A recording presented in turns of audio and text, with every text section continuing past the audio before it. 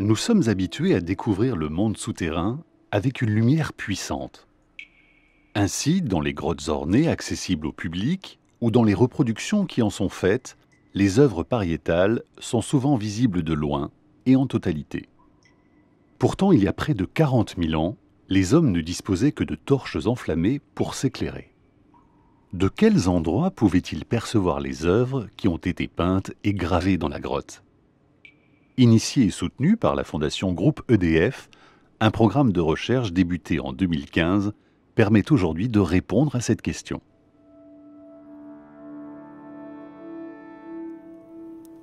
Imaginez, vous disposez d'un éclairage équivalent à une torche paléolithique. Vous vous trouvez à environ 15 mètres de la paroi ornée.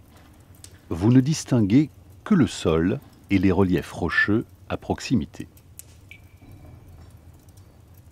Vous êtes à environ 8 mètres de la paroi. Vous commencez à percevoir des figures animales. Vous êtes à environ 4 mètres. Vous pouvez enfin admirer les animaux représentés sur la paroi. Les distances de perception visuelle que vous venez d'appréhender ont été déterminées par une expérience conduite par des chercheurs d'EDF et du CNRS en lien avec l'équipe scientifique de la grotte Chauvet-Pont d'Arc.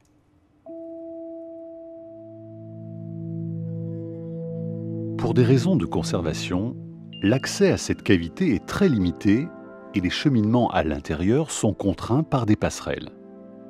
L'expérience menée par les chercheurs a donc permis de créer un modèle mathématique qui calcule la distance de visibilité d'œuvres, de taille et de couleurs différentes pour un porteur de torche préhistorique où qu'il se déplace dans la grotte. Inspiré de recherches menées pour les centrales EDF, le logiciel simule par projection de rayons la visibilité de plus de 400 figures. Un code couleur illustre cette visibilité depuis chacun des points d'observation, répartis tous les 50 cm dans la représentation 3D de la grotte.